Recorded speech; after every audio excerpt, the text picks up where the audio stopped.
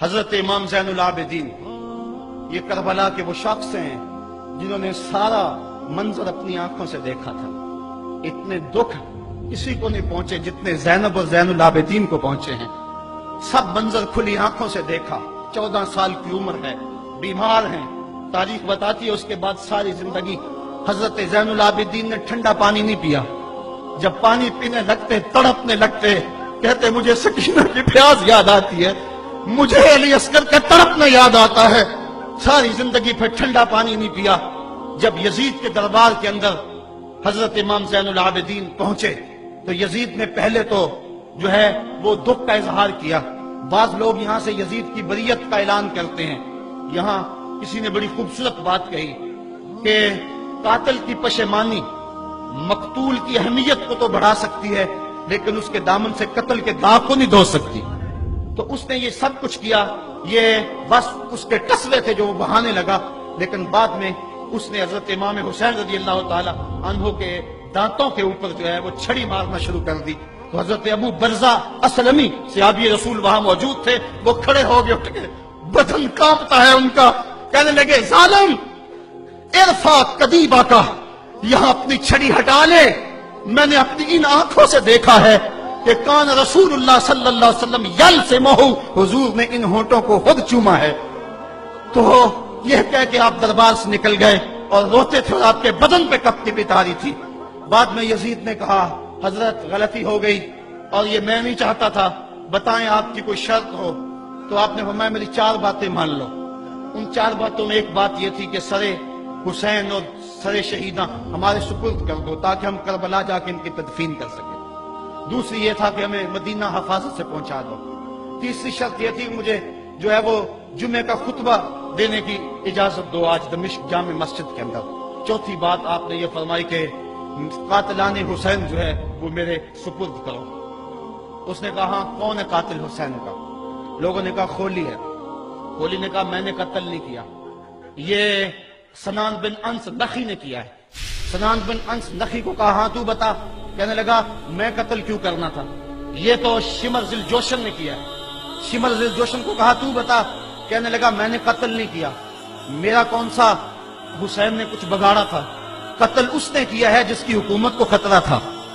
تو یہ ہے وہ ہے قاتل حسین کا۔ اب یزید کہنے لگا تمہاری یہ شرط تو میں پوری نہیں کر سکتا، یہ بات تو پوری نہیں کر سکتا، اب خطبہ دے لو۔ اب حضرت امام زین العابدین خطبہ دینے کے لیے کھڑے ہوئے۔ خطابت تو اس گھر کی لونڈی ہے، جب یہ بولتے ہیں تو حکمت کے موتی دولتے ہیں۔ جو ہی امام زین العابدین کھڑے ہوئے، 14 سال عمر ہے اور دمشق کی جامع مسجد ہے، یزید بھی بیٹھا تھا، یعنی سلطنت بھی تھے، عوام کا بھی ہجوم تھا۔ جب آپ نے خطبہ شروع کیا لوگ زار و قطار ہونے لگے اور آپ نے اہل بیت کے مناقب جب لوگوں کے سامنے رکھے تو یزید گھبرا گیا کہ کہیں لوگ میرے گریبان تک نہ پہنچے۔ اس نے مؤذن کو اشارہ کیا جلدی جلدی اذان پڑھو۔ تو جب اس نے کہا اللہ اکبر اللہ اکبر تو حضرت شہزادہ زین العابدین نے کہا کہ اس کے اندر کوئی شک نہیں کہ اللہ سب سے بڑا ہے۔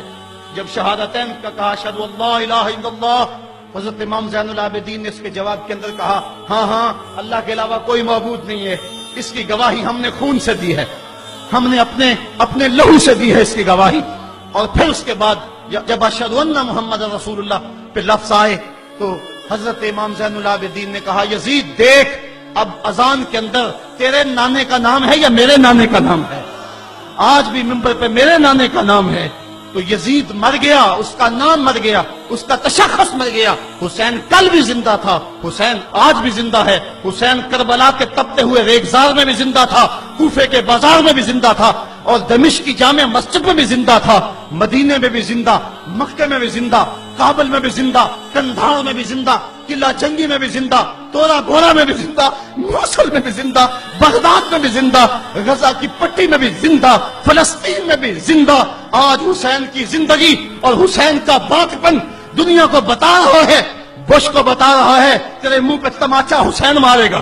زمانہ بتائے گا کہ حسین کل بھی زندہ تھا، حسین آج بھی زندہ ہے۔ حسین کی فکر لے کے اٹھو اور پوری دنیا پہ چھا جاؤ اور زمانے کو بتاؤ کہ ہم حسین ابن علی کے سپاہی ہیں۔ صرف محرم کے دن آنسو بہا لینے سے کچھ نہیں ہوگا، کیا صرف محرم حسین کا مہینہ ہے؟ نہیں، سب پورا سال حسین کا ہے، پوری زندگی حسین کی ہے، پورے زمانے حسین کے ہیں۔ یہ صرف عاشور کا دن یا عاشور کی شب ہی حسین کی نہیں، سارے زمانے حسین کے ہیں۔ کل بھی حسین کا تھا، آج بھی حسین کا ہے، کل بھی حسین کا ہوگا۔ آؤ اٹھیں، قرآن کو لے کر کے حسین ابن علی نیزے کی نوک پر بھی چڑھ کے قرآن سنایا، اور آج ہم اسی قرآن کی دعوت کو لے کر کے اٹھیں اور حسین ابن علی کے پیغام کو گھر گھر